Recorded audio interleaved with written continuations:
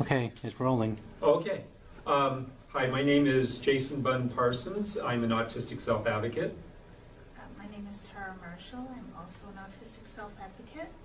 And yeah, the reason why she's grimacing is because she does have hyper, hearing sensitivity. Actually, there's two people in this room that has that. And so with this being tile floor, I have to be super duper careful, or I'm going not only blow her eardrums out, but also the lady in the back there too, who might wind up going out into the hallway to survive this. But anyway, so it's called hyperacusis of the ears. yeah, what she said. Anyway, so Sue, we're not sure if she's going to be able to make it. She has personal matters that does that does make it difficult for her to attend a lot of these meetings, which I'm not going to go into, but she could show up late. We really don't know at this point. So anyway, so we're going to go ahead and begin. Joining us is Arizona Senator Quezada. Okay, well, yeah, you can go ahead and come up here, and so that way, and just go ahead and quickly, introduce yourself. Hello, my name is Martin Quezada. I represent District 29 in the State Senate. That's out in the West Valley. It's part of the Maryville, part of West Phoenix, and South and West Glendale, and a small part of Litchfield Park. And I'm happy to have been invited, and I'm glad to be here and hear what you guys have to say today. Thank you. And we appreciate you spending your valuable time. Yes. Oh, of course. I know you could be doing something more exciting, like eating a rubber chicken dinner. Yeah, well, actually, the truth is he had little choice because his receptionist brother has autism, and both Sue and Tara worked with him, and so, yeah, she would have definitely put a gun up to his head to make him listen to us. I think she would have gone that far. Christina's a quite sensible person. And she is his assistant, not his receptionist. And she is a wonderful assistant. Okay. And shall we put this in his graciousness rather than Yes. being here on the But anyways. Thank you for coming. But anyway, so, but in all seriousness, I approached the Arizona State Legislator, writing 90 letters, writing a letter and then making 90 copies of it and hand delivering it to the Senate and the House of Representatives back in March, and then I went and I visited my own specific representation in my two representatives as well as my senator, and one representative actually saw me, and then he stopped communicating with me in March. The other two have never given me the time of day. But anyways, I don't want to turn this all political and everything, because I am an independent, and the way that we're going to resolve this is to to work together and put all the political partisanship aside. But anyways, so what we're going to be discussing is the education. That was last one. The occupational issues that as far as helping autistics be able to gain employment. And I know that Sue was wanting to talk a lot about her ideas for voc rehab, and I do have some of those ideas. She expressed some of those ideas, so I'll try to integrate some of what we had discussed over the previous couple of weeks, and Tara might do the same. Yes, the fact remains that even though about 70% of autistic people are intellectually capable and linguistically capable as adults, only about 10 to 15% of us actually hold down input positions, and at least 8% of those are underemployed, which means that even though we're capable of having full-time jobs with benefits, for one reason or another, we are either unable to get one or unable to keep one. So anyway, so basically, we had to modify the format because we were wanting to get the entire autistic community to come, but there wound up being a scheduling conflict. Another member of our group, Sam Bartlow, was able to get Dillard's to do a fashion show and other autism-related activities, and so there's some pull, between this, some of them, have this pull between these two events, and so I went ahead and set out the email that, to just go ahead, don't leave Dillard's early, stay for everything, make sure Dillard's knows that we appreciate what they're doing, so that not only Dillard's might be encouraged to do more, projects like this, but other businesses might be willing to do the same, and so that's the reason why we're a lot more sparse than I had originally hoped, but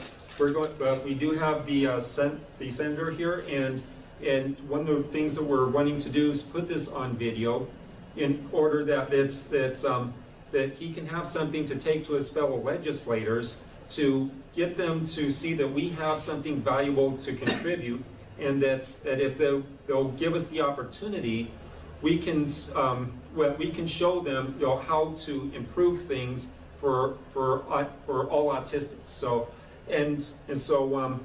So I'm going to let Tara go ahead and go first as far as present the information that she's come here to present. Accumulated? Yes. Unfortunately, my computer died the other night, and so did the presentation I had on it. Oh. Fortunately, I have a very good memory, which is how I was able to spit those facts out earlier. But we do, of course, want to support people going to the Dillard's event, because part of being employed is to dress for success. You cannot show up for a position that is even decent paying wearing ratty sweatpants and a t-shirt. You're not, first of all, you're not going to get through the door for the interview probably, and second of all, you're certainly not going to be able to pass through the interview experience. But autistic people, as a general rule, have ongoing, well, neurotypicals think of them as deficits in social and communication skills. However, we tend to think of them more as differences. For example, we have different body language and facial expression patterns.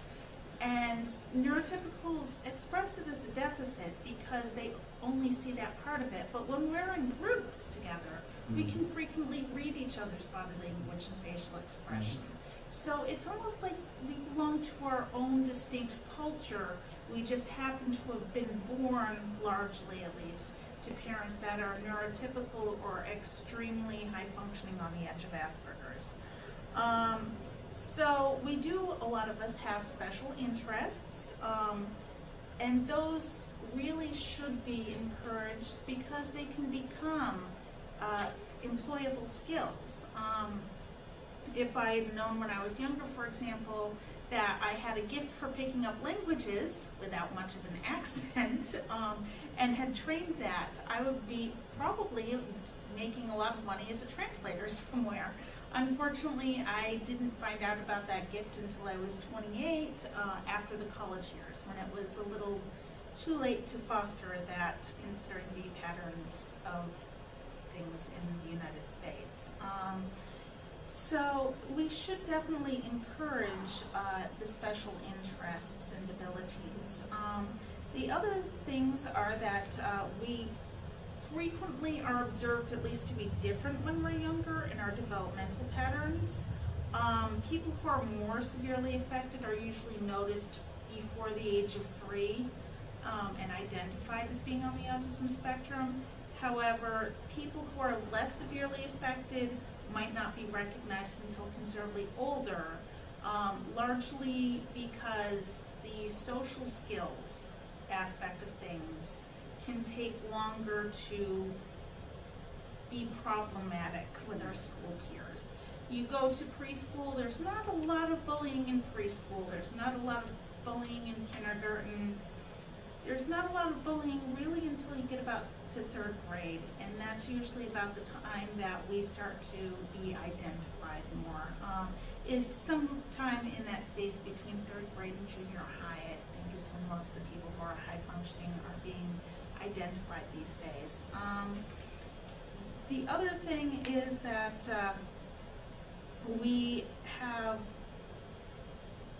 in general, a either a hyperacusis or a deficit in our processing of sensory information. This can be across all senses, it can be across only a few senses, or part of the senses. For example, I have hyperacusis of the ears, as mentioned earlier. That means that a noisy environment is not a terribly good place for me. If I was doing translation work, I would probably be doing it in the back room, for example. But that's not a big deal, because with the ear things that people have these days, that's where most of the translators actually are now. So in any case, they're spending millions of dollars right now on finding causes of autism, and they're not focusing a lot of research money on how to help the people who are already here. The thing is, we know some of the ways to help people who are already here or who are on the autism spectrum. Probably the most important is early identification, so you can start with early intervention, which unfortunately is where the states cut money first, because you don't see an immediate benefit. But the thing is that the research shows consistently that if you do early intervention, you end up with a person who has an IQ score at least 10 to 20 points higher, which can be the difference between being severe and moderate, or it can be the difference between moderate and being in the typical classroom or typical employment. So it actually does make a very big difference. Moving on to people who are considerably older, though, there aren't a lot of transition services that are out there. Autistic people like to know what's going on, but we're very bad at planning things for ourselves. We have deficits in what's called executive functioning. Basically, executive functioning is up in the prefrontal cortex. It's one of the later developing areas of the brain. This is why teenagers have horrible, horrible problems with decision making anyway. But unfortunately, that's one of the things that we also have, and we have that through the lifespan. So we have a decreased ability to plan for the future, which means that unfortunately our relatives have to help us, or other support people have to help us make plans for the future. We want to guide those plans, we want to direct them. We don't necessarily want people to decide you're going to be a janitor for the rest of your life. But we are not necessarily capable, unfortunately, of making the decision in time. Am I supposed to apply to grad school now? What am I supposed to do with myself for the rest of my life? I don't know yet. I have this degree. I haven't done anything with it yet. Am I good at this? I don't know. So what we kind of need in a lot of cases is, it would be wonderful if there was a program out there where we could just try a bunch of different positions, get our feet wet, find out what we're good at, find out what we're not good at. And ideally, that program would need to start sometime between the ages of 14 and 16, when we're getting ready for that typical leaving the nest period. That usually starts to happen around age 18. So we have a couple of years to prepare. We know what we're good at. We know what we should major in if we're going on to college, or what we should do in a trade school. So we have the ability to at least start making some of those plans based on what our capabilities actually are. And a lot of the things that are out there are geared toward people who are more severely affected than most of the people in this room, which I'm very glad that there's programs out there for them at places like the Mark Center and others. However, that does not address the people who are more intellectually capable or more linguistically capable on the spectrum. So even though the ADA is out there, it is unfortunately very difficult for us to get through an interview. You're technically not supposed to disclose a disability until after the interview, unless you need accommodations during the interview, such as, for example, a sign language translator. Unfortunately, that kind of ignores the problems with social skills that we experience when we're trying to communicate with neurotypical, i.e. non-autistic individuals. What I have done, because I work with children primarily on the autism spectrum, is I'm open about who I am. I'm very honest about who I am. I mean, when I had a car, I put bumper stickers on my car flat out stating it. I'm open at work. People know that I'm on the autism spectrum. Other therapists know that I'm on the autism spectrum. And I encourage people to come to me with questions, but that's not something that everybody's going to be able to do on the spectrum. For example, if you're working in computers, or if you're working in engineering, or even a fast food restaurant, is it really relevant to your job that you have autism? No, it's not. It might be relevant to the people that you're employed with, because even though we can pass, a lot of us in this room at least can pass as neurotypicals for a while, there will come a point at which we will make a social mistake that a typical person wouldn't make, just because we've processed things differently. So basically what's happening is that they're not looking at the long-term services and supports for people who are at the higher functioning end of the autism spectrum. So what we really, besides the transition services, need really is just a voice to listen to us and let us tell them how capable we are, and maybe somebody who is more able to set up interviews than we are, such as vocational rehabilitation. I did actually try going for vocational rehabilitation at one point. They looked at my bachelor's degree, said, oh, you're fine, you don't need any more college skills. Let's see, maybe we can have you shelve books. Maybe you'd be good at gardening. Let's try you at a garden center. And then they put me in a social skills class with a lot of people who had intellectual disabilities. And the instructor was looking at the people with Down syndrome who were getting these skills before I was and going, what's wrong with you? Which was, well, shall we say, a bit of a disaster. And I ended up giving up on vocational rehabilitation after less than a year, actually. But obviously that's, yes? I know you're kind of in presentation mode, but there's something that really came to mind. One of the issues with folk rehab as well is that the funding right now, and I've been told since at least 2009, is for the first priority people who have the most severely, who are most severely impacted in terms of employability by their disability. So we are very, very low on the priority list. Yes. But if you look at what we need in order to be successful, it's actually a very minimal amount of ongoing support. So a very small investment could have a huge payoff. And we're also talking about adults who are tremendously gifted and skilled, don't always make the connection to get it into the right place. So we have a highly motivated group that could make real contributions and are eager to.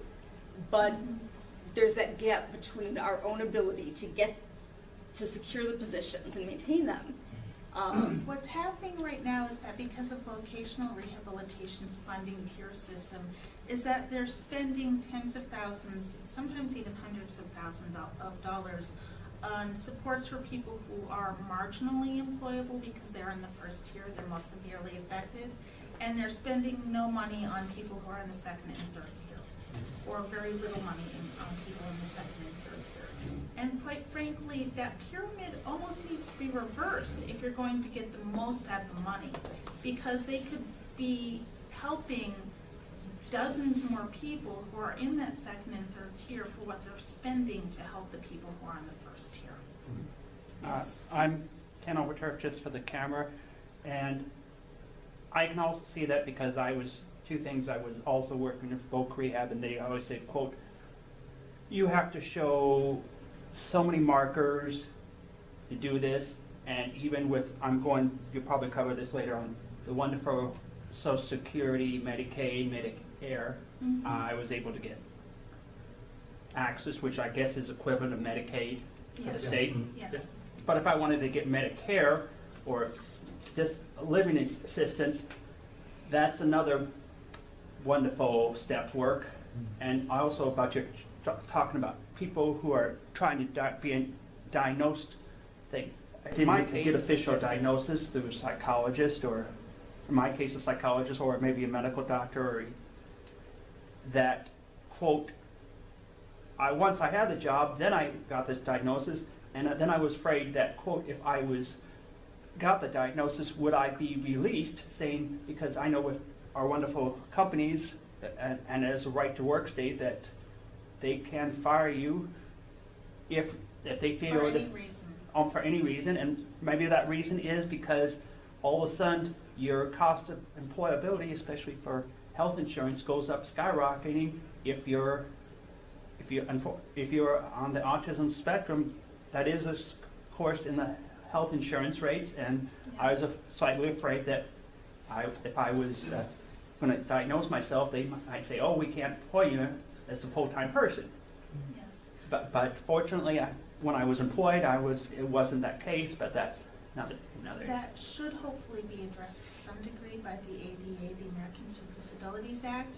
Unfortunately, however, what happens for adults who are on the spectrum is that, especially those of us who are high functioning and those of us who are over about the age of 25 to 30, there was not a label that fit us when we were younger. And if you're not diagnosed before the age of 18, the state assumes that you aren't disabled enough to meet their criteria, unless, for example, you have a traumatic brain injury and you experience significant damage later in life. But unfortunately, because that happens, a lot of us are left out of things like Altex, which is the Arizona long-term care system, which would provide those health benefits for life. And it will for people who are diagnosed before the age of 18. If you are significantly impaired enough, you have to be at least 30% behind your typical peers in 2 or more areas of capability to qualify for Altex. And unfortunately, social skills is not considered to be one of those areas, or just about everybody in this room would probably qualify. But because of that, and because we don't necessarily qualify even for Social Security disability, we tend to get left out of a lot of the government programs.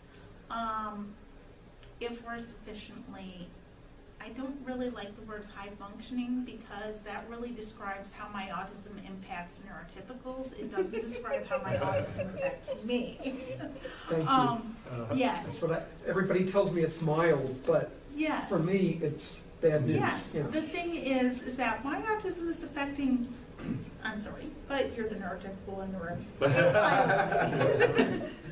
It's not affecting me mildly. There's a lot going on in this room even for me. Yes, in this room, you're the weirdo, okay? Just be clear. In this room, for once, you're the minority. Well, we are usually outnumbered by Yeah. less than what we're usually outnumbered by. So there, quite frankly, are not a lot of efforts going on right now to address the needs of people who are less severely affected. Because there are day programs out there for people who are severely affected. There's basically adult daycare for those who need that level of care. There are programs like found at the Mark Center for those who need that level of service. And then other than that, there's really just voc rehab, and we're not getting the services that we need from them. So what's happening is basically we're falling through the cracks in the system. So there are programs that could be helping us significantly, and I did mention vocational rehabilitation as one of them, but they're not currently doing it because we don't fit into their exact model, because most of the disability services that are out there are designed for people with a physical disability, people with a sensory disability, blindness, deafness, etc., people with a cognitive disability, perhaps, and nothing else. And that's not really where our disabilities lay. Our disabilities, I can cure any person with autism. Anyone in this room can cure any person with autism. You put them in a room by themselves, and suddenly autism isn't a problem. Or you put them in a room with a bunch of other autistics, which is what we do second Saturday of every month, and there are no problems. Yes, that works to a degree. It depends upon the people in Yeah. that room. It does not necessarily work in the classroom setting because unfortunately a lot of the schools that have autism classrooms will have people with a whole spread of 40 differences or so in IQ and language ability in the same classroom, which is not necessarily the most conducive learning environment for either end of that spectrum.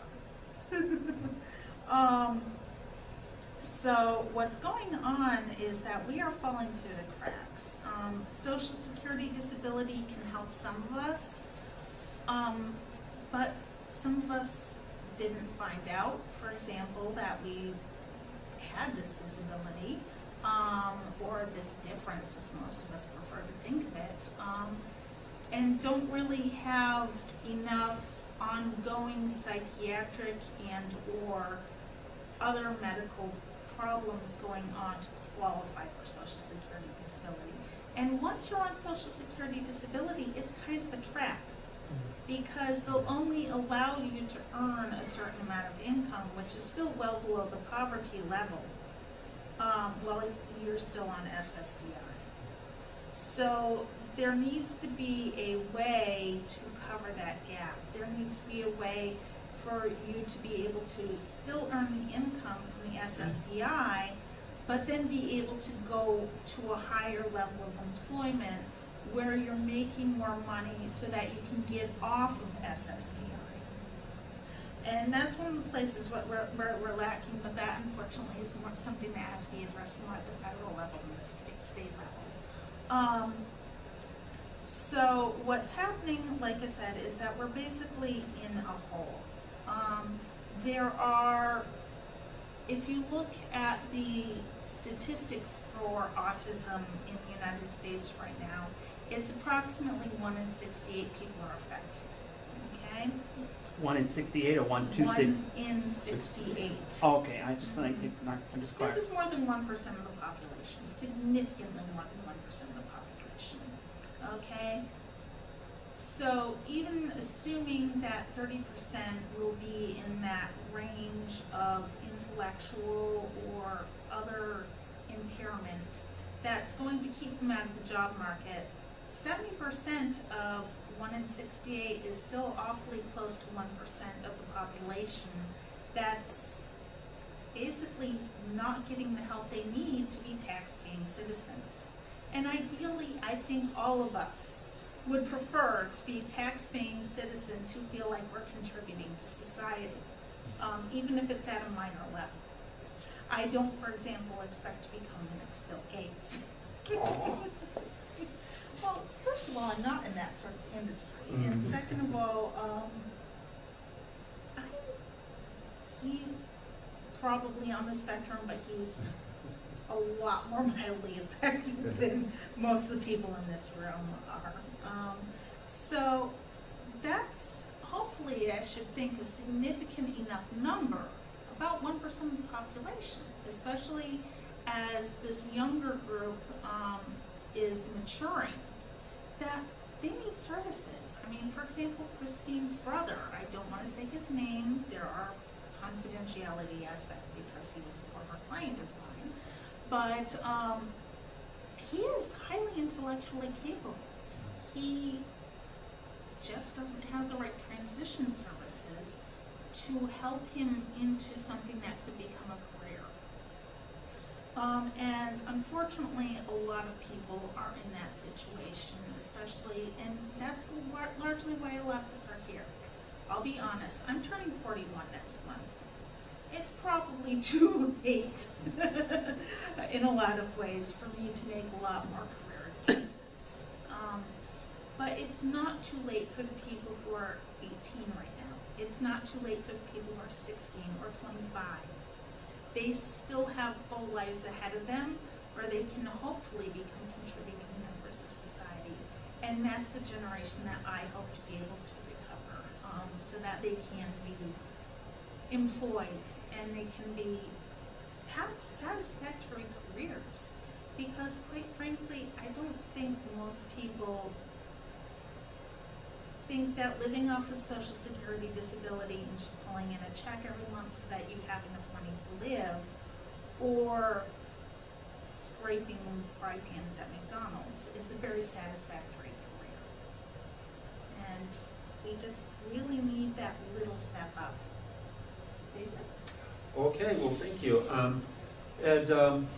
And actually, I am on SSDI, and people are shocked that I managed to get on it the first time around. They asked me how I managed to do it. Well, I was given a memory test, and the memory test a snippet portion was reciting the presidents in order, in reverse, starting with Obama and working my way back. And by the way, history was my #1 subject, so that kind of fit right into, if they were wanting me to recite the periodic table, yeah, that was not going to happen. So anyways, so I was very fortunate that the test was geared towards my strength in order to get SSDI. But anyways, I fully support all of Tara's programs. Of course, the question is, how are we going to pay for these programs? Okay, with the states being in the situation that it is, and we're going to refrain from commenting about what we think about what certain politicians are doing.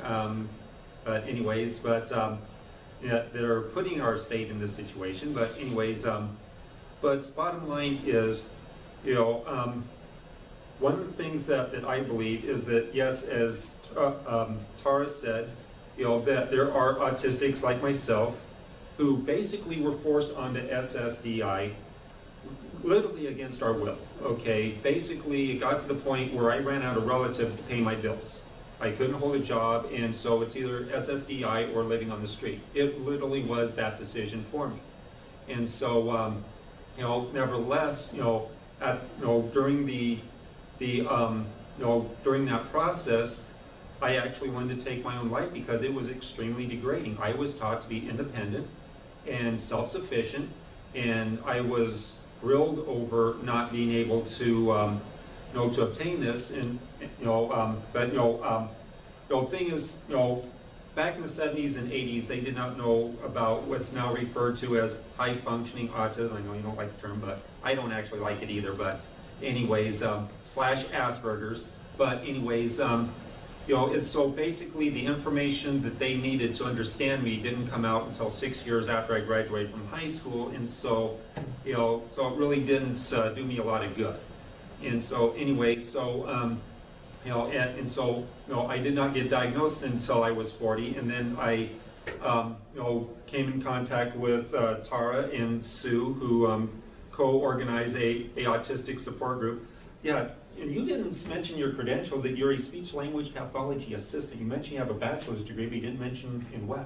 So. That's not what my bachelor's degree is in. Oh, well, what's your bachelor's? My bachelor's degree is in anthropology and religious studies. Oh, okay. And then after I got that, I spent about a year working as a contract archaeologist, then I spent a few years working as in various secretarial positions, and then I met Sue, and Sue thought that I could potentially do other things, so I became a classroom aide at a school for special needs that she was working at the time. And because I actually found that I enjoyed the work, I went on and got an associate's degree after I got my bachelor's already as a speech-language pathology assistant. Oh, then I've been overstating your credentials for quite a while then. No, okay. Exactly. I do have my bachelor's degree. But not in speech-language pathology. No. Okay, anyways, No. Okay, my bad. Anyways, so, but bottom line is, Sue and Tara basically, took this 40-year-old guy who was completely confused about who he was and just got this brand new label. What does this label mean? And why does this label even matter? And so, and help me figure out, it helped me figure things out, you know, and so I'm here largely thanks to Tara, so you can either thank her or blame her, depending on what you think about me being here. But anyways, but as far as, you know, my ideas as far as you know, how we're going to get more money is by getting people like me off of SSDI, and as far as I believe for myself, all that I needed was to have a holistic understanding of what autism is. You know, Sue and Tara don't just simply give us an itemized list of how messed up we are. You know, they help us understand, you know, our different strengths and our different weaknesses, and it helped me, you know, figure out, okay, what I should have done coming out of high school. Okay, what I did do is I went to carpentry, I went to Phoenix Job Corps to become a carpenter. And the thing is, what I didn't realize is that I had no chance of making it in that industry because I had extremely poor manual dexterity and hand-eye coordination. You know, one of the best examples of that is there. You know, driving a 16-penny nail. A 16-penny nail is 3 inches long, and the term comes from, you know, back when they were first categorized, a pound of these nails cost 16 pennies. So anyways, so basically, you know, after you set the nail, you're supposed to be able to sink that nail in 3 to 5 strikes, 5 at the maximum. Okay. Preferably without breaking your thumb in the Yes, process. and for me, somebody literally counted, it took me over 24 strikes to sink that nail, okay? You know, and so, and part of it is because instead of doing the full swings, you know, like you need to do if you're going to sink that nail fast, you know, all I can do is like this, because if I don't, I'm going to not hit the nail square, I'm going to turn it into a pretzel, it's going to go flying across the construction site, okay? And after flipping a half a dozen nails across the construction site, I'm pretty sure somebody is going to say something to me. But in any case, you know, so you know, when you're talking about these manual dexterity and motor coordination issues, you know, I can, you know, trace back the first red flag to 2nd grade. Okay, multiplication tables, and I could not complete the, you know, these time tests that I would only get about halfway done. You know, these time tests. You know, what I would get done was almost 100% accurate, okay? But the thing is, I was just so slow, I could not write the answers fast enough to complete the test. 7th grade social studies class, okay? We, you know, back in the old days when teachers had 2 whiteboards, okay, they'd write stuff on one whiteboard and then write stuff on the other whiteboard, and then okay, is everybody done with the first whiteboard, or chalkboard? Yeah, they actually had chalkboards, yeah. Anyways, is they would say, okay, is everybody done here so I can erase this? And I'd be like, no, I still hadn't finished. And after a while, my classmates would be going like, synchronized sigh, like I'm undermining their ability to learn. And so I gave up on taking notes, okay? 8th grade typing, slowest typist in class. Okay, so all the red flags were there, that said, that any job that involves fine motor coordination, right, and manual dexterity is not going to be your forte. Right, absolutely. That's going to actually be the case for probably a good 80 or 90% of people on the autism spectrum, is that we do tend to have problems with our fine motor development. Some of us also have problems with gross motor development. That's more physical therapy than occupational therapy. Fine motor development is occupational therapy. Unfortunately, I have enough of that from that type to cover some of that. But basically what happens is that that's going on in some areas of the brain, in the cerebellum, and not necessarily all the right neurons have migrated to the correct places where they're found in typical neurology. They end up other places. So we have strengths, but they're just not usually going to be in motor skills. So anyways, but I bring up, that point to reinforce, Tara's thing, as far as, wanting to, start, when they're 14, to start thinking about their vocation, not waiting till high school like traditionally. And I'm like, the sooner the better. You need to be paying attention, and not just with autistic children, because, you should be paying attention, like I did. But in any case, so when we're talking about, setting people up for jobs, and, this is one of the reasons why we need the teachers to be sitting with us to discuss these issues. How would a teacher be recognizing these? Because we don't, handwrite stuff anymore like we used to, okay?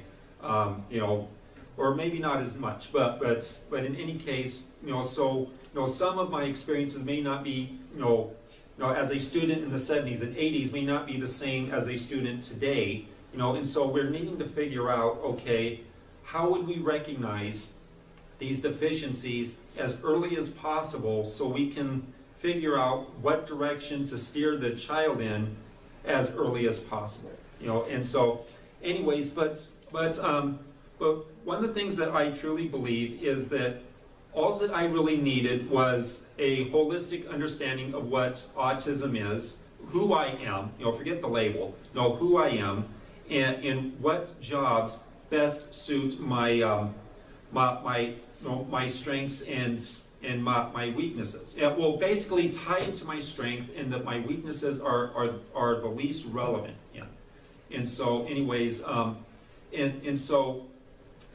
I believe, that well, basically, I acquired this knowledge without any money being spent, unless you count the money for renting the room, but if we had a free room like here, which this isn't big enough for our group, but anyways, but bottom line is, it didn't cost hundreds and thousands of dollars to give me this information, okay? And I know that some autistics, do need a lot more help, and need voc rehab, but I also believe that a lot of autistics just simply need to understand who they are beyond just simply an itemized list of all the things they have problems with, okay? And if you're able to do that, a good example, would be is, if I would have thought about this sooner, is no, I cannot be a frontline construction worker. However, I was in construction long enough to understand, the different positions there, including the foreman position, okay? And basically the foreman carries a radio around with him, okay? Each trade has its own foreman, and well, basically the way it works in construction is the engineer, designs the project and comes up with these schedules, okay? First the carpenter roughers, go and they put up, well, actually the cementers, put down the cement, and yes, there's going to be a point to this, okay, and so that they lay it down, and then the carpenter roughers come in to put up frame the walls, and then the rougher electricians go and throw the wires and put in the boxes. Then comes the drywallers, carpenter drywallers, and then comes the painters, and then comes the electrician trimmers, okay, and all this has to be coordinated, and so basically, and this is all laid out, in advance, and so basically, that the foreman's, for lack of a better term, is basically just a circus conductor for their own particular trade, and looking at it now, I don't know if it would even be possible. I only thought of this 2 days ago, so I haven't been able to go around to the different construction companies to ask, okay, if I went to a vocational trade school and learned this information, could I be hired straight on as a foreman and not go through the labor apprentice journeyman route that you would traditionally go through?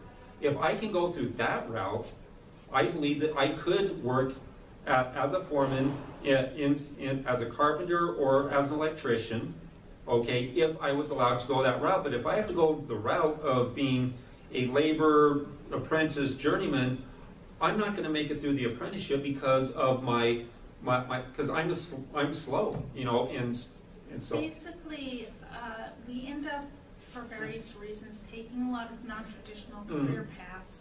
Unfortunately, because of that, we end up being in lower paid careers. Right. You know, for example, if I had a master's degree, I would be making over twice as much money. I probably would have that full-time position and benefits. Unfortunately, because of my finances and my inability to make long-term plans and various other things that have happened because I'm at a different point in life these days, I'm really unable to go back to school at this point. So, but in any case, so basically, when I look at the autistic community that I've been associated with since 2009, you know, going to the meetings, talking to other autistics, as well as, you know, being educated by Sue and Tara, you know, basically, I would say, you know, that there's 6 categories. And I want to be careful about using this because a lot of autistics are really sensitive towards putting them in categories because it's usually judging them for, you know, and making all these, you know, but this isn't based on me making judgments. This is basically how autistics see themselves, okay, and how much, you know, they need to become, well, fully employed and self-sufficient. And the first category are those who basically had no problems and basically that they picked the right career coming out of college, okay, or coming out of high school, and as a result, you know, Camouflage them. I can think Yeah. of a few people who are working for tech companies Yeah. in this valley who are that type. right, for and example. so they're very fortunate that to have made the right career decisions, and so and this again gets back to recognize the red flags as well as the strengths of the autistics as early as possible, so we can hopefully, you know, send them in that direction. The second group is the group that I'm in, that I believe that like I said, I only need to have, you know, this holistic understanding of autism. But here's the problem: even though I have this holistic understanding of autism, society itself does not. Yeah, if you can go ahead and spin the camera over here. Okay, where's that? I think it's right here. Okay, this is the Jobs Accommodation Network, okay, and as you see, the Jobs Accommodation Network, Jan, is a service of the Office of Disability Employment Policy of the United States Department of Labor, okay, so this is a government-affiliated document, okay. And so then when you go down and you start looking at what they, you know, the information that they have to disseminate about, you know, who autistics are, you know, and I'm not going to, you know, take time to read this, but, you know, I'm going to post it online, you know, and actually Tara was the one that found it for me, but it's like, why would you want to waste your time with somebody like this? Why would you hire somebody like this? Because basically what this document, my summation of this document is autistics are just a pain in the neck. We demand all these accommodations, and so why would an employer want to hire us? Okay, we need to, you know, and yes, as far as everything that's that's in this report, it is mostly true, although they did mess up on the memory section.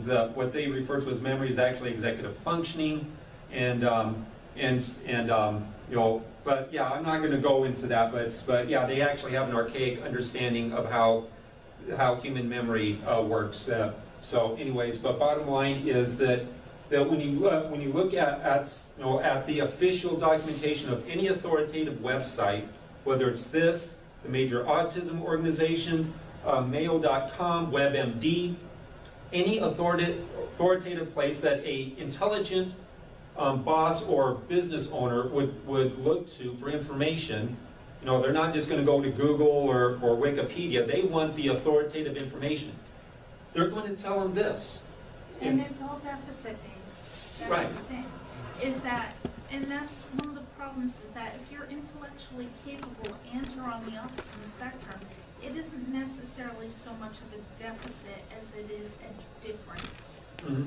And unfortunately, the differences in how we communicate, and, you know, give me a list. give me a list of 200, even 1,000 things. I'll work through it. After I've worked through it enough times, I'll have it memorized. I'll become your best employee going down through that list of what needs to be done. Not a problem. My static memory, not only intact, but better than most neurotypical people. Because neurotypical people will get frustrated with that list. They'll leave out steps. And for a lot of things, that makes them essentially useless. But when you have somebody like one of us who memorizes it, and that's our forte, we will make it through that entire list, not a problem. And this actually goes into, okay, a blind man or a blind person will acquire an acute sense of hearing in order to compensate. Okay, as Tara mentioned earlier, we have executive functioning difficulties. Okay, organization, problem solving, so on and so forth. And as far as what they refer to as memory is actually executive functioning, being able to keep something in your memory long enough, a 5-step task in your memory long enough to complete that task. Now that we have a computer-capable and literate society largely, we have extremely good ROM. Our random, our memories for static information, what we have stored away that we've read in books, that we've experienced, is not only intact, it's better. We have terabytes more information probably than a lot of typical people do. And the problem is our RAM. We are 286s, and what are we up to now? Multi-gigabytes. Yeah, precisely. Terabytes. So.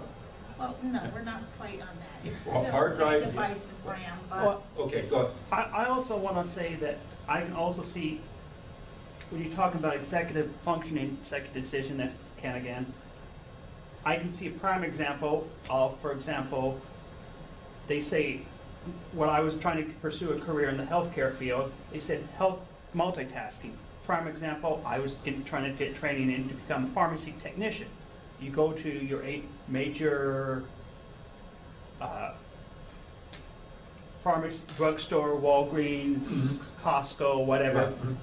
You see that person in the back, they're running, lack of a better term, with the head almost like a chicken with a head cough, because and they're like maybe talking to someone on the phone, talking to their manager, and talking to someone at the window.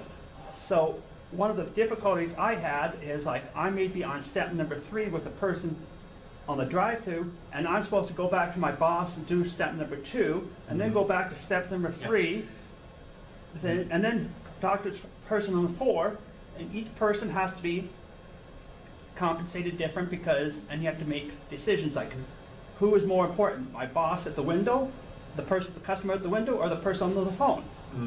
And through trial and error, I've learned that, in my case, it's always the person in front of you can chew you out faster than the person on the phone.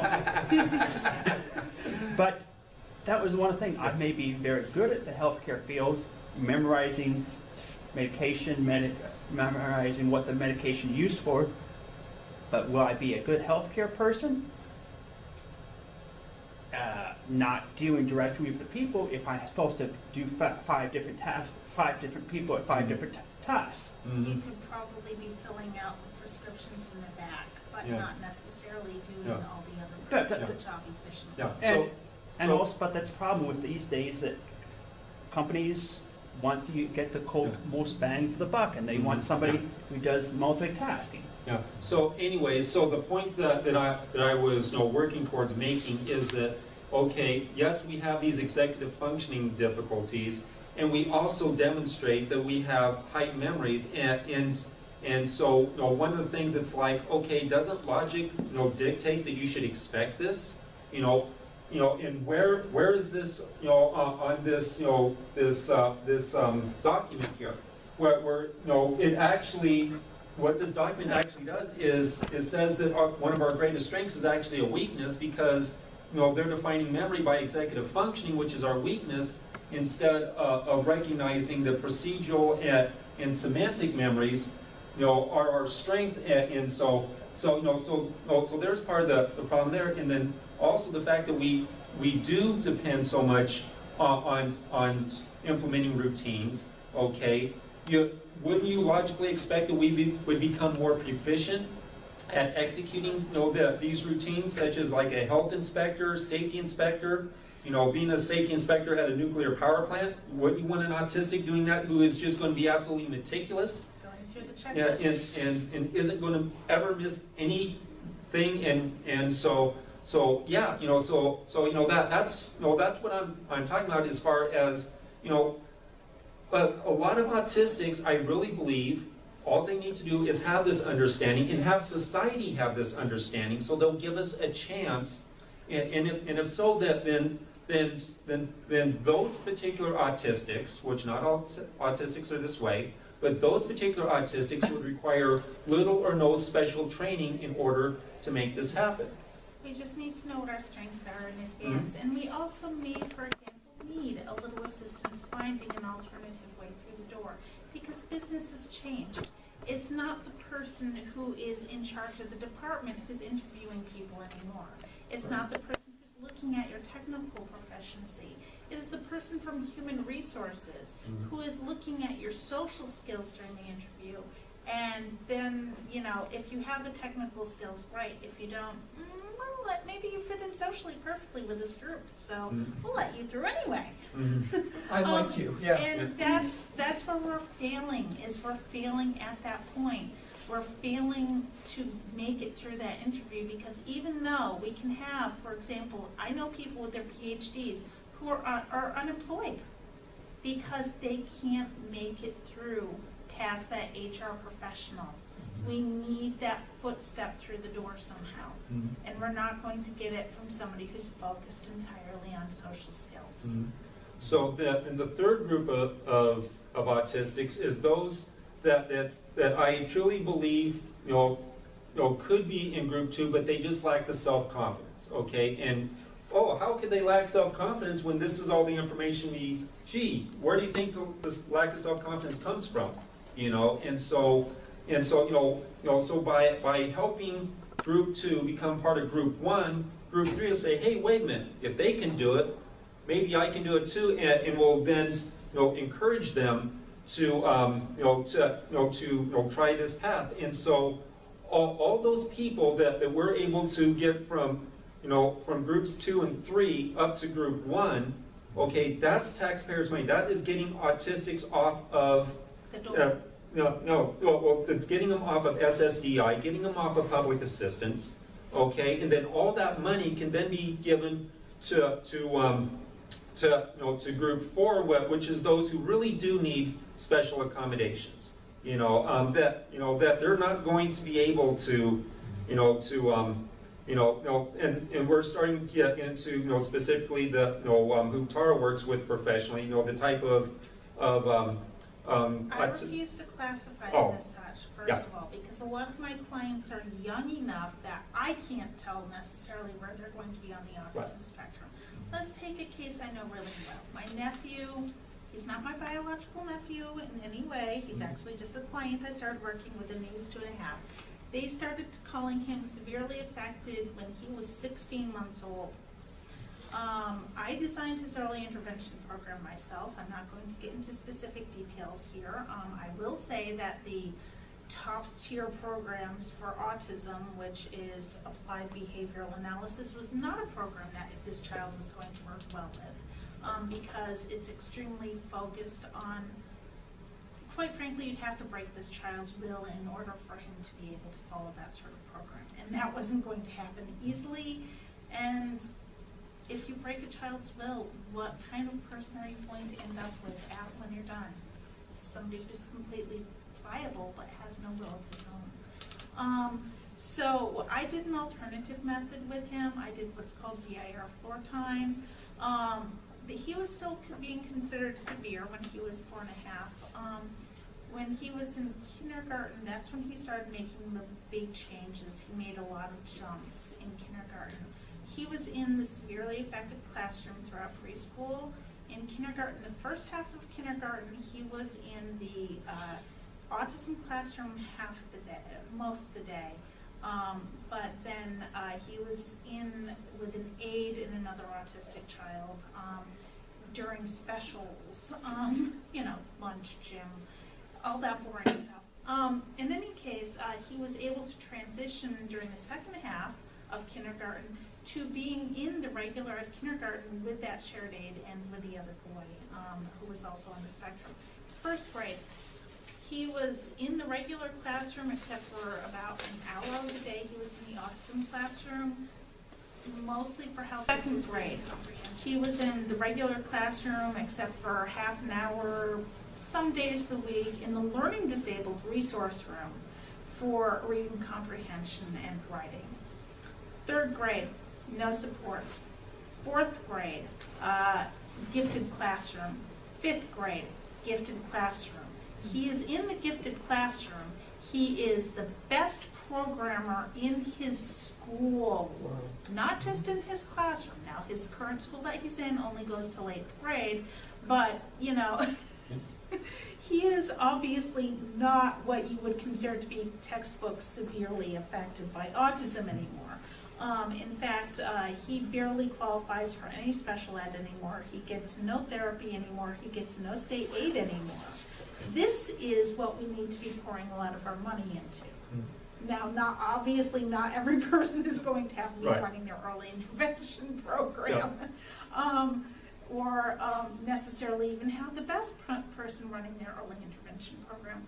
But these kids, when they're young, they need that full-on time with somebody who shares an emotional connection with them, who's willing to devote their life to it. And he's made a lot of big changes, and hopefully he doesn't get hit by seizures in adolescence, which happens to some of us. And if he doesn't have that happen, hopefully he'll be off to college in the next 8 years. And so how are we going to come up with this money, to do this? Like I said, by taking my $20,000, okay, that I currently need in public assistance, and basically making it so I don't need it anymore, and then that money can be given to him and to other autistics like him, as well as also the fifth group, which is those who are so severe they're never going to be employable. Maybe I know that there's this one program where there's these adults, and basically they spend their day making jewelry, which the organization then sells to offset the cost. And I went to, and I visited there one time, and they were happy, and I'm happy that they're happy, but the reality is that's It's really hard cool. to make a living off of Etsy. Yeah. We'll just put it that way. Yeah, but so that's but anyway, so that's basically my my position is that, okay, right now $20,000 of public assistance is being spent on me. If there's another 10,000 autistics like me nationwide that that are getting $20,000 of public assistance, and they could be gotten off of public assistance, that's $200 million if there's only 10,000 autistics and they're only getting $20,000 of public assistance. Basically, I really believe that if we that we fully embrace this concept, I really believe that we might be able to save as much as $1 billion, because I believe that there's a lot more autistics out there, that could be helped. That just simply need to have a holistic understanding. You need society to have a holistic understanding of autism, and then all that money can be redirected to to the other autistics, or to Head Start and the first responders and all these other noble causes, and some sure will be cut from the spending.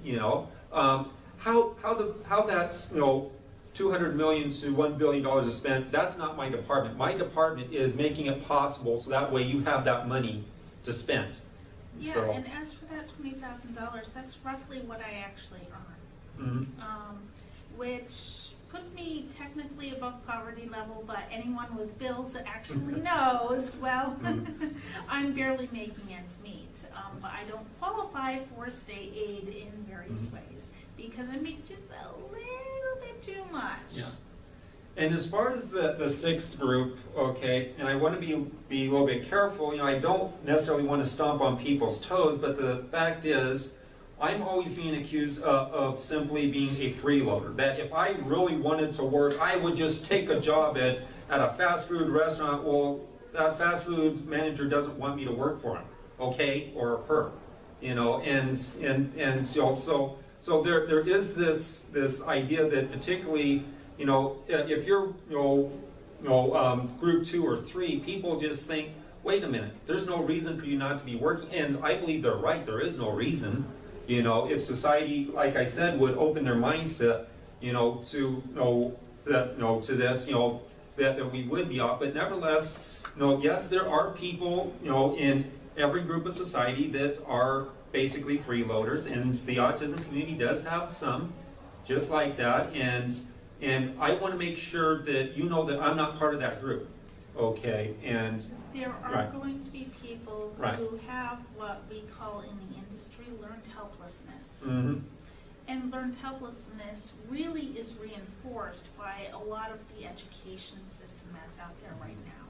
If I never run into another 18-year-old who's been told for 10 years or more that he can't do things and has been put on medications which mean that he can't do things because they slow him down significantly, then I will be a delighted person if I never see that again. But unfortunately, that's what I see being turned out of our schools every year, is I see people who are perfectly intellectually capable, who are every bit as capable as I am, but they've been told and what they've been focused on, you can't do this, you can't do that. They haven't focused on trying to find what that person is good at.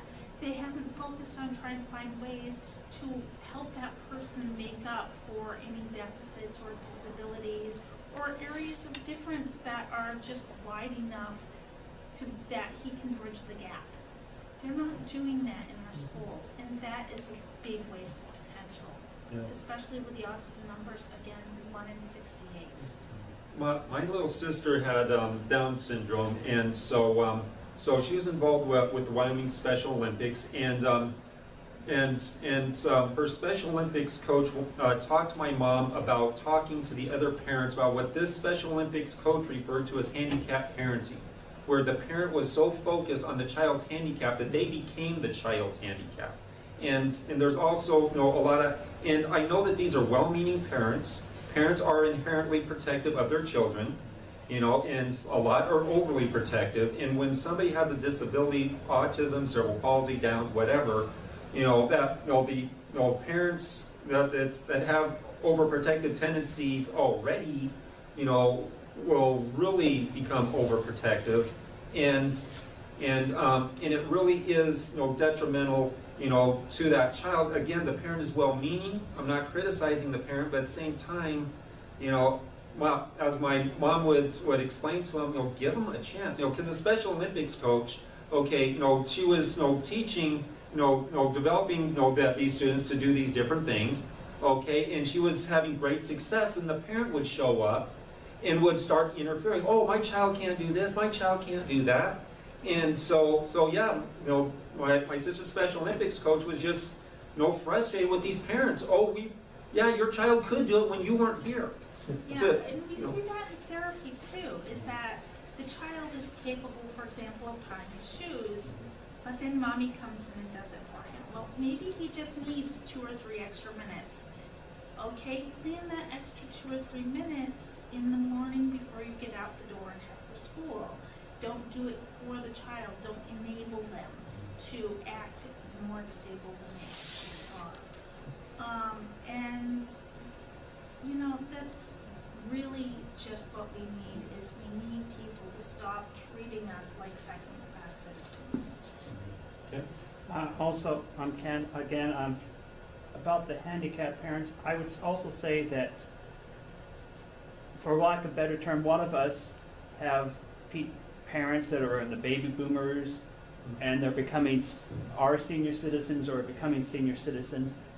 And frankly, I get this, my parents are protected. They say, look, we can help you only so much, but we'd like to retire. We'd like to do all the things. We don't want to, we supported you through high school. Twice as long as, for example. they expected us, they provided for me financially, emotionally, twice as long as they expected to, and they want to take a break, and yet,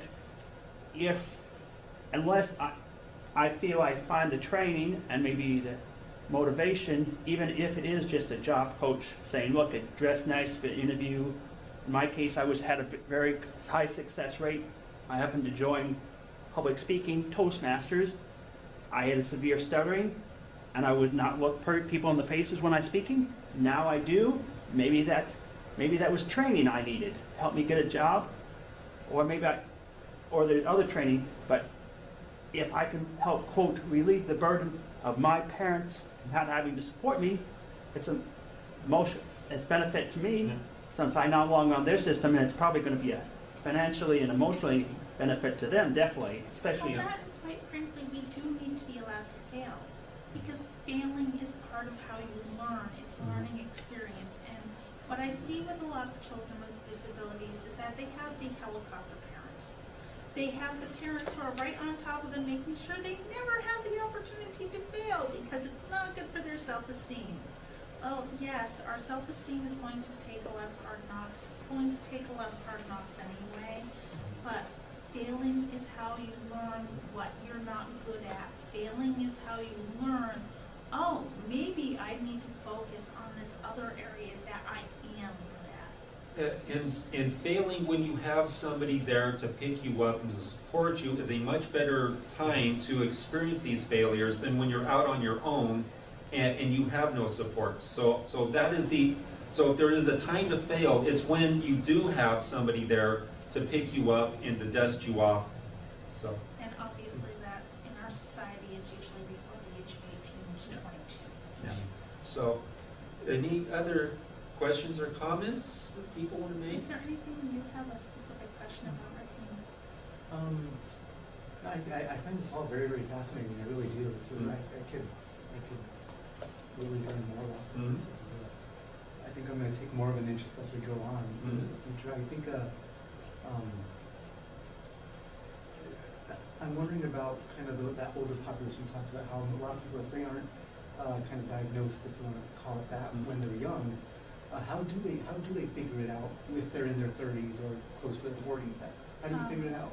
I was listening to National Public Radio, and Temple Grandin, who is kind of one of our more famous public figures in the autism world, was on one of their talk shows on NPR. And I was actually sitting at one of those desk secretarial jobs I was miserable at, listening to NPR in the background. And I'm listening to her, and as she's going along, I'm going, am I related to this person? She's describing my life story. Right. She's describing what I'm bad at, what I'm good at, in so many ways. I'm not exactly like Temple Grandin. She has wonderful visual memory. That's not where my strengths lie. I am a language person. I had a language disability, and I still have a language disability when it comes to social communication skills. But when it comes to learning languages, give me a language. Give me a couple weeks to focus on that language, I'll be fluent.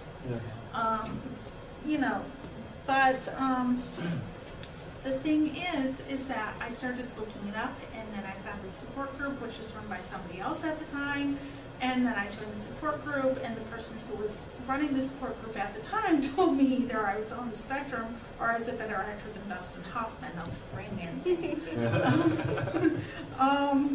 And, so there's different paths. We'll have relatives who hear about Asperger's, or they'll hear Temple Grandin speak on the radio, or various other things. They'll watch the Temple Grandin movie.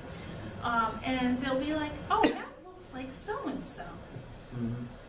And they'll refer us, as it were, to those people to say, oh, that is us. That's how we find out about ourselves. And that's how we join the community of other autistic adults and go, oh yes, there are people who are like me. And as far as in my case, my mom is a now retired LPN who, who of course has to go to, or had to, she's retired now, but had to go to, Continuing education. continuing education in services, and And so in 2009, the in-service was done by SARC, Southwest Autism Research and Resource Center.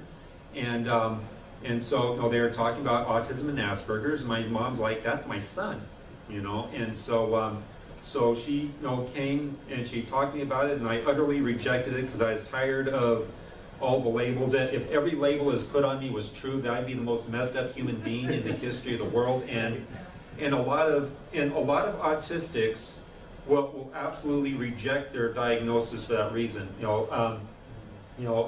probably have at least one person a year who storms out of the class in the middle of the introduction, who basically was dragged there by their parent or by somebody who told them, okay, you need to be here, and halfway to the introduction, it's like, I'm not like these. They don't actually say this, but you can tell. Sometimes they do. Oh, okay. I must have missed that one. So anyways, but, you know, and then there's also, you know, this individual who used to be part of our group who was taken to Dr. Melmid, who is considered the foremost authority on autism Asperger's here in the Valley, 3 times to get diagnosed. Okay, why 3 times? Well, having gotten to know this person, he's extremely defensive. Well, when you just ask, okay, you know, even as a friend who understands what he's going on, okay, so, you know, what were your struggles during, in your jobs? You know, why did you have trouble holding this job? Not as somebody judging him, but, you know, somebody's wanting to help him understand. And he just absolutely would shut down any conversation in which you're asking him about his weaknesses. He just absolutely, and so I'm picturing him in Dr. Melman's office, you know, that Dr. Melman would be asking him, you know, the questions he needs to ask, and just putting up this wall of defiance. You know, how can Dr. Melman diagnose him formally so he can get the help that he needs unless the patient cooperates?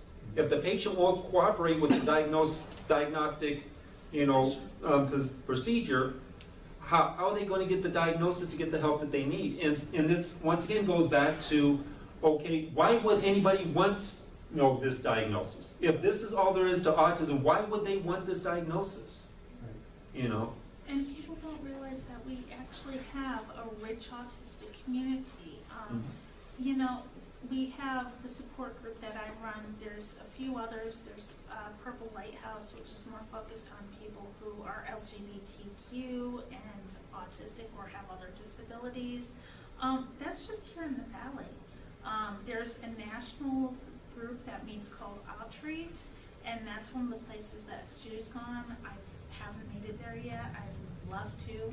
I do know some people online who've been to Outreach as well as Sue. And it's an autistic community. We get together, and it's like you've met your brother or sister for the first time as an adult, and you're suddenly discovering all these things you've had in common, and you just didn't happen to meet that person until you weren't kids anymore. Senator Quezada. Quezada. So what is the, I understand, what is the sort of the thing to be, I know there's a lot of recognition for people that are lower function, severely affected autism.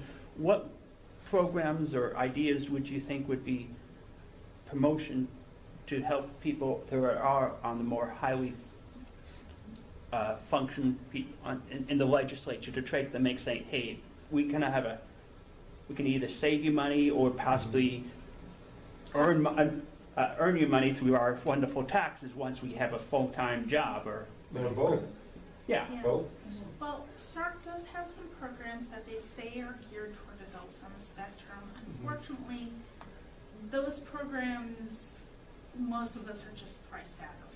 Well, yeah. They tend to start at $600 to $800, which, quite frankly, if you're an autistic adult scraping by on Social Security or a low-wage job, you're not going to have that kind of spare change laying around. Well, and that's just another thing. SARC, for all its wonderful things, it's. I'm not going to say one thing about it. Well, I did have some experience. Some of the programs are very good. Like they have, for those people that are lack of organization, they have a program that's very good if you need to learn how to take care of your house, cleaning, taking care of your apartment, your bathroom.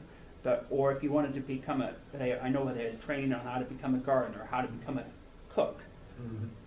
Some of us are very passionate about that program. Some of us have more diverse interests that say, look, might be good at being a cook, but I'd rather learn how to do accounting or. Mhm. Yeah. So I was just wondering, as a legislature, as a person in the Senate and the legislature, what sort of programs or interests do you want to know about us, the legislature and state? Yeah, I mean, I don't know of any kind of existing, and you're probably right, they probably just don't exist, Yeah. programs that do that, but, I mean, maybe there's a way that we can offer businesses tax breaks if they can show that they're hiring someone that got off of SSDI. Mhm. You know, if they hired 3 people that got off of it. Well, actually, okay, it's, what I've been considering, and I can't believe I forgot to bring this up, because this is the clincher of how we're going to get SARC and other organizations to assist us, is give them the incentive that if they help us, get into a career and we stay in that career for 1 full year, then we get then they get $1,000. Two consecutive years, $2,000, up to 5 years, so that'd be $15,000, for them.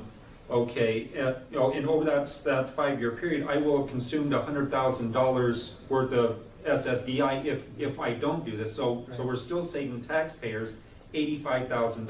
Right. Okay, and so basically, that's one of the things that I'm thinking about is in order to get the autism organizations interested, is that offer them incentive to to work with us, to just simply change what they're saying about us, Yeah. to give a more holistic understanding, that to put out information that would cause an employer to want to hire us, Make it to believe that we emotional. can do the job. We're starting to have groups like that. It's just not here yet. There is a group called Specialisterne, which is from Denmark. And I believe I showed you their information. Yeah. And they've just started here in the United States as well. And what they look at is mostly computer specialist work, which would not suit us in this room, obviously, but which focuses on what the abilities are, on that ability to go through that 200-item checklist without skipping any of the steps that you need for very detailed technical work. Microsoft has just announced that they are starting a program for adults with autism. Like I said, it's just not here in this valley yet. And it's limited to the tech industry. Yeah. Okay, it needs to be, this concept needs to be, expanded on, in not just tech, but I'm a volunteer teacher at my church. Every Tuesday and Thursday night, I teach English to refugees and immigrants, okay? And so I demonstrated the ability to be a teacher. Okay, before I got diagnosed, I was a child care provider, general purpose child care provider, okay, up until 2007.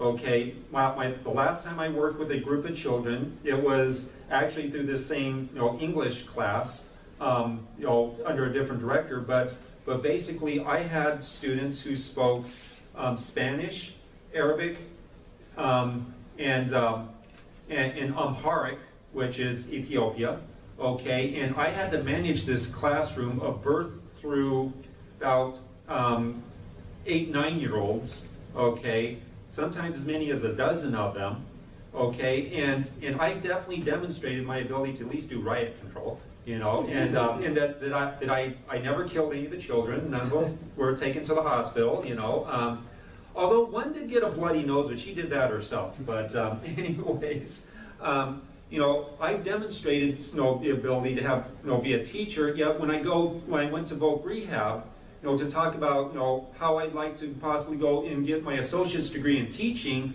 she's like, I never met an autistic that wants to work with people before.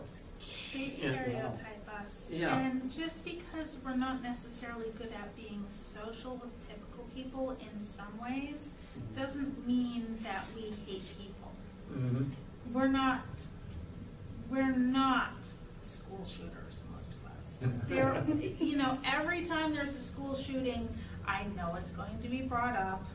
I've heard it brought up so many times. Yeah, and every But- time, even when autism has nothing to do with it, it's just somebody on drugs that fried their brains out on drugs. Laura? I actually wasn't responding to this, I was stretching, but one of the things that, as I've been listening to all of this, comes to mind. We've been hearing about some of the challenges of getting in the door at places. I think there are also a lot of challenges that come up with on-the-job miscommunication, but especially that learning curve. And if you think about school, it's an environment where your teachers are aiming to help you, and Right. they're excusing gaps. If a 10-year-old makes a social gaffe, you can explain it to them. If an 18-year-old, you're less likely to say it. If a 40-year-old, Yeah. I think who's going to bring it up, you just walk away and don't work with them. But then you do talk to the person in HR and say, this Yeah. person brought this up, and I really don't think that's socially appropriate. Mm-hmm. And eventually you get enough of those complaints to HR and you get fired. Yeah. But even aside from the social issues, simply, people talk about sometimes autism as context blindness, applying a rule from one situation to a situation where it doesn't apply. And so you're going into a job, you're learning a whole new context, and you don't know which rules apply or not. When you try to apply them and make mistakes, the example I always come back to was my first, I graduated college without managing to secure the job for after, because all I could do was graduate. They weren't happening at the same time. And one of my first experiences as a temp was in an office. I spent the morning doing invoices, very straightforward, very happy, productive, glad to be participating and contributing. And in the afternoon, I was told to make a list of everything in a closet. And this was outside of my experience. Why would someone want this?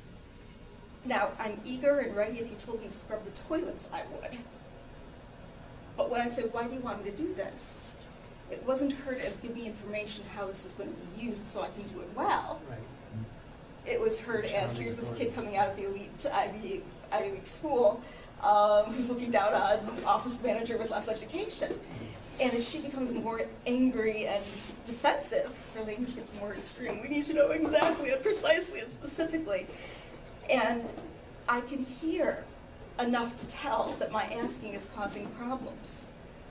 And I'm listening, all I can think to do is be very careful at listening to the directions and do exactly, precisely, specifically what I'm told. I spent the afternoon not counting boxes of paper clips, but counting the paper clips in the boxes because somehow it was extremely important to know exactly, specifically, precisely. My act of rebellion was guesstimating the number of sheets in an open room of paper to within 10 or 15 sheets. But the thing about that story is not just how absurd it seems, but the fact that you have people who are bringing their skills, bringing their interests, coming with the soft skills of asking questions to get clarifying information. And the response to the question you offer is hostility. Yeah. And it really does depend upon the boss. I used to have a boss, and he was actually one of my better bosses, and it was actually one of those places I got in as a temp, and then they'd had 3 neurotypicals in the position who apparently couldn't do the job, and I could. Oddly enough, it was in a trade marketing position, which I'm not even going to even try to explain to people outside of that particular industry. But he said that I had a very unique working style, and it was not one that he'd ever experienced before. But he said that he would tell me what to do, and I would either A, go out and do it, or I would come back with him with B, why I can't do it, the task as you stated it, and let's figure out a way that I can do it.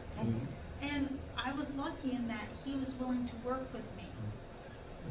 You know, as an electrician, you know, every once in a while I would come across that boss that would see me as somebody that always showed up on time every day, was willing to work overtime every time it was asked, and would do any task asked of me. But for every one boss like that, there was 10 bosses like, dude, you're slow as molasses. You know, you're worthless. And so, yeah, so lots of times, you know, it does depend on what aspect the boss is focusing on. And you know, one thing, to dovetail off of, well, I think I'm off of what Laura said, is that the school and work are completely different environments, okay? School is set up to help to develop you so that way you can succeed.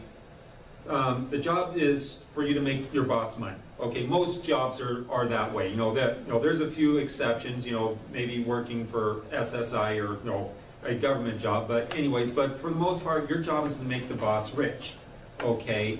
And so the autistic goes from somebody who wants to help them to succeed to somebody that even if that they don't have this I don't care about you attitude, they somewhere up their chain of command, especially if they're in a major corporation, it's all about the money. Okay, you're costing me money. You're not making me money. Okay, and that's all there is to it. And so that's one of the things that yes, I realize that social skills is an aspect, but realizing that it's not just social skills, and then also realizing that not all the conflict is always the autistic's fault. Okay, I had this. When I was an electrician, there was a lead man. There's a foreman in charge of all the electricians, and there was lead men in charge of different projects. And there's this one lead man who was just really, just treated me like dirt. And I once, told a coworker about it. He's like, don't worry about it. He treats everybody like that. And so, it's not always the autistic's fault. But when you read, here. They never suggest a scenario where it's not the autistic's fault. That they don't suggest, that the autistic needs to learn how to deal with that person. That okay, the autistic does everything they're supposed to do, but the other person isn't doing it. Okay, the autistic is following the rules, and this other person doesn't care what the rules is, and there's a conflict.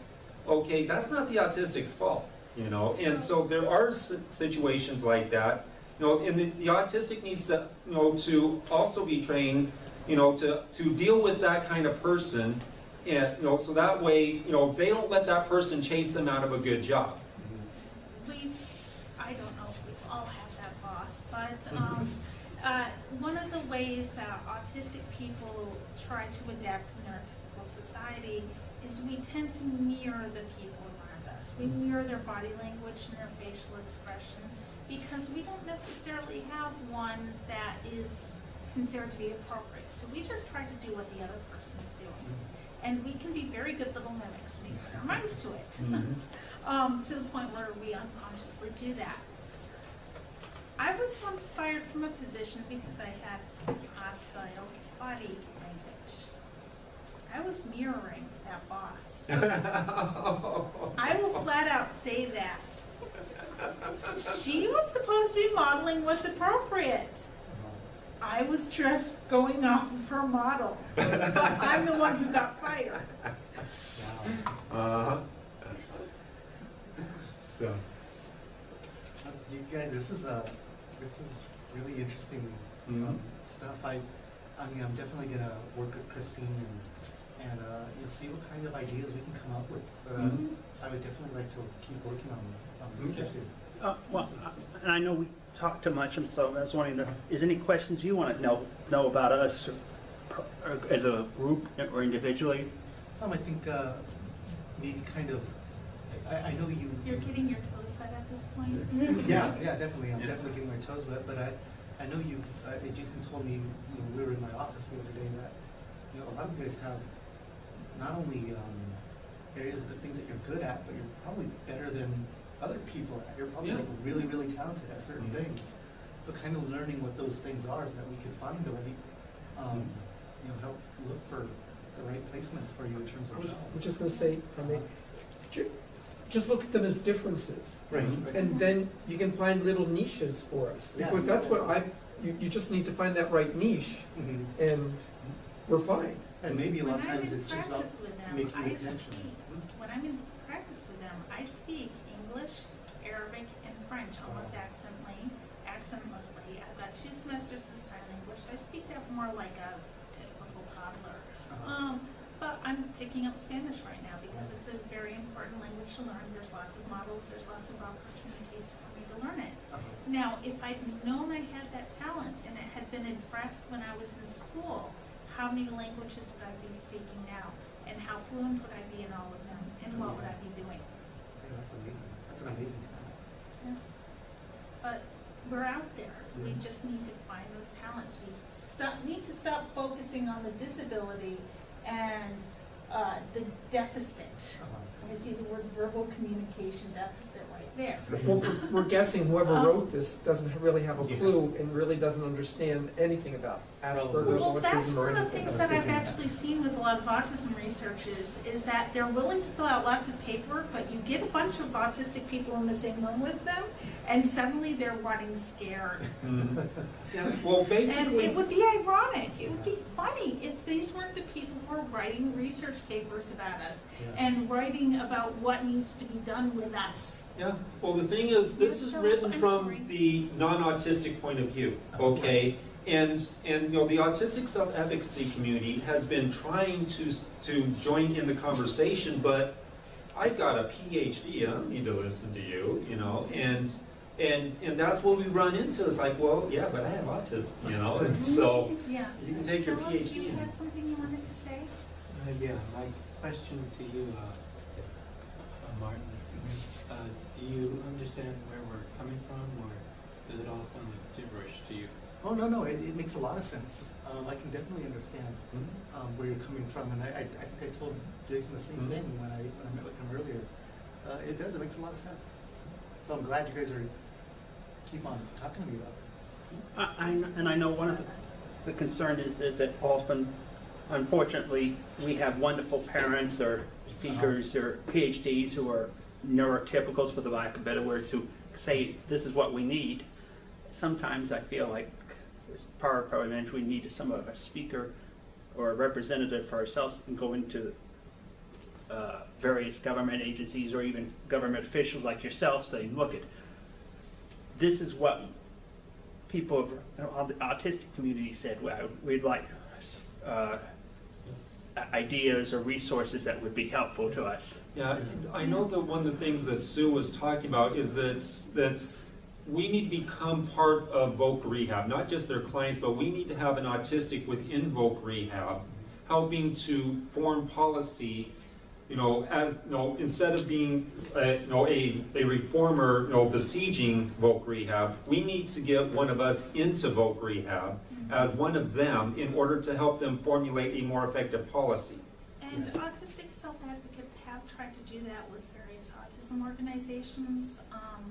John Elder Robinson gave up a position with one of the more well-known of those about a year and a half ago. Anybody who looks up John Elder Robinson can find out very shortly which one it was.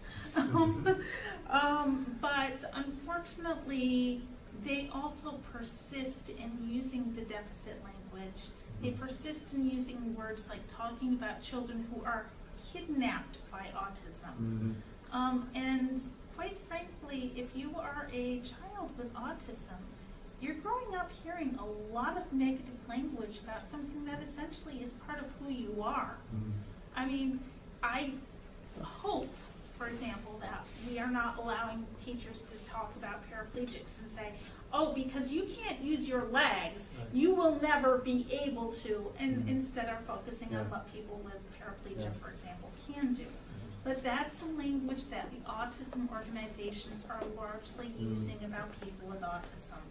And that is largely why a lot of children these days are in these special classrooms, not being exposed to typical peers, not being allowed to succeed and fail on their own terms within society, and they're going to end up with lives that are worse than ours. And basically, the autistic self-advocacy community has been addressing this issue for years, and they don't care. They're going to use whatever language they want to use. James, you want to? Oh, and this might not be appropriate, but I think at our last meeting, most people don't understand, it's not psychological, it's neurological, it's biological. Right. It has nothing to do, even though I have a psychiatrist and a psychologist, but it deals with peripheral things. In other words, I'm not being going to be, I am what I am. Yeah. It's neurological.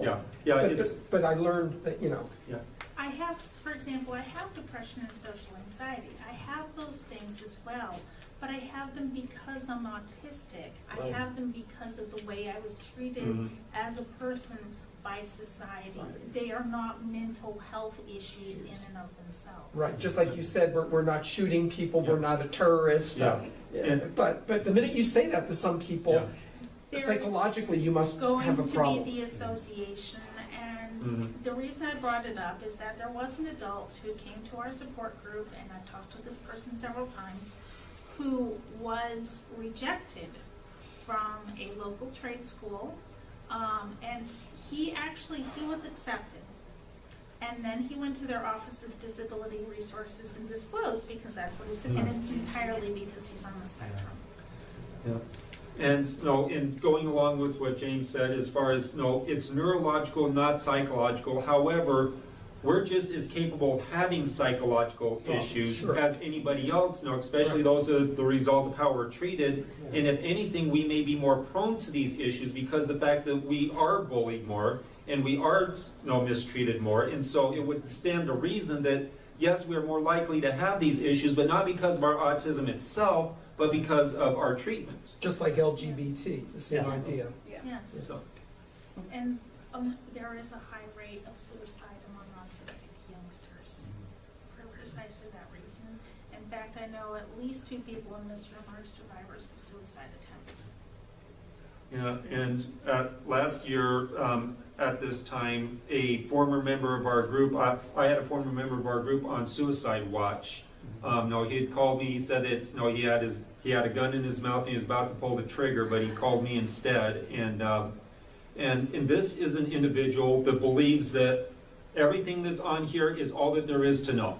Okay, and that by me saying that there's more that, and they're talking about, oh, you're a conspiracy theorist, no, this isn't a conspiracy, this is just them wanting to focus on one aspect, and so, based on me, dialoguing, with different autistics, I come to the conclusion about 1/4 of all of our members were contemplating suicide before they became teenagers. That doesn't include, when they became teenagers and into adulthood. That's, and I myself was 11, which is an old age, okay?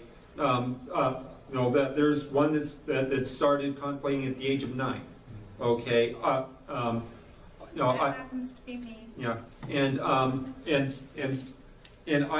I have a relative, okay, no, I can't say this without saying things, okay, I'm just going to just drop that anyways. So I have several autistic relatives, so anyways, I'm not going to carry you. He's talking to the survivors. Yeah. He's talking to the ones who weren't successful in killing themselves. Right. And I also, because of my position, almost everybody in the support group has my telephone number, and I've spent all my own phone with people. Mhm. I've driven over, back when I had the car, I drove over to people's houses, not biking there, but on the phone with them, so they won't kill themselves because they're 30 and they still don't have a single friend in the world. 40 and don't have a single friend, and completely isolated from all the social activities that they want to do, but everybody at those social venues think they're a weirdo, and so basically, that they're basically locked inside their residence, because that's all that they can do is lock themselves inside their residence and not do anything that they want to do socially. It's a safe place. It's the place where you're not going to get bullied. Mhm. And people assume that when you say bully, you're talking about in school. Unfortunately, I've had bosses who were bullies. Mhm. It happens out in the adult world as well. Yeah. Well, guys, I want to continue to work for you down at the Capitol. So whatever, let's keep on talking. Okay. Thank you very much for your Yeah. time, Mr. Yeah. Quezada. And Ken, you want to say No, something? I'm just going to say equal with Tara, because I know your time is valuable, especially you probably have like 15 other things, it could be more fun things doing here rather than sometimes listening to us, and sometimes we're such a diverse group, and I'm glad that somebody from the legislature is coming out to meet with us. And All right. No, Yes. I mean, you guys already have a good relationship Yeah. with Christine, so Mhm. you definitely know how to get a hold of me. Yeah. But, yeah, I wanna do whatever I can, so. Okay. All right. Yeah, Thank you very thank much. you guys. Thank Thank you. you for Yes. coming, So much appreciate it. better.